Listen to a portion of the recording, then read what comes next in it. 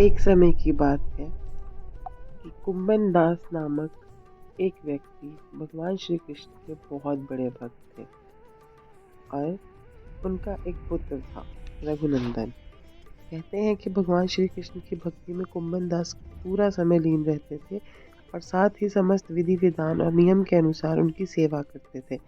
यहाँ तक कि वे उन्हें छोड़कर कहीं जाते भी नहीं थे। उनका मानना था कि ऐसा करने से श्री कृष्ण की सेवा में कोई विघ्न उत्पन्न हो सकता है और ऐसा करते हुए उन्हें कई साल बीत गए थे। वहीं वृंदावन से एक दिन उनके लिए भागवत कथा का न्योता आया, जिसे उन्हें पहले तो मना कर दिया, परंतु भक्तों के अत्यधिक जोर देने पर वे कथा के लिए जाने को वृंदावन मान गए। यहाँ उनकी सोच थी कि भगवान की सेवा की तैयारी करके वे हर रोज कथा करके वापस लौट आएंगे और ऐसा करने से भगवान की सेवा में कोई विघ्न भी नहीं आएगा। फिर वे भागवत कथा के लिए जाते समय अपने पुत्र को समझाते हुए कहा कि वे भोग तैयार कर चुके हैं और रघुनंदन को बस ठाकुर जी का भोग लगाना है, और वे भागवत कथा के लिए चले गए। इसके बाद कुंभन दास की अनुपस्थिति में उनके आदेश के अनुसार उनके पुत्र रघुनंदन ने ठीक निश्चित समय पर भोजन की थाली भगवान के सामने रखी और उनसे सरल मन से आग्रह करते हुए कहा कि ठाकुर जी आओ और भोग लगाओ। रघुनंदन के बाल मन में यह विचार था कि श्री कृष्ण आकर अपने हाथों से भोजन करेंगे, लेकिन श्री कृष्ण जी तो आए नहीं। इस पर रघुनंदन बार बार आग्रह करने लगे और भोजन वैसा ही रखा रहा। यह देख रघुनंदन उदास हो गए और उन्हें रोते हुए भगवान को पुकारा कि ठाकुर जी आओ और भोजन करो।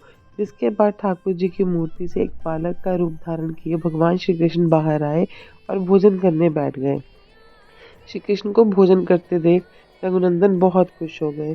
इसके बाद भागवत कथा से रात को लौट आकर भगवान श्री कुंभन दास ने अपने पुत्र से पूछा कि बेटा, ठाकुर जी को तुमने भोग लगा दिया था?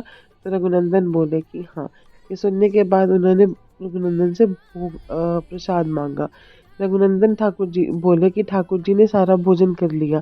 इस पर कुंभन दास जी ने सोचा कि जरूर रघुनंदन ने भूख लगने के चलते सारा भोजन स्वयं ही खा लिया।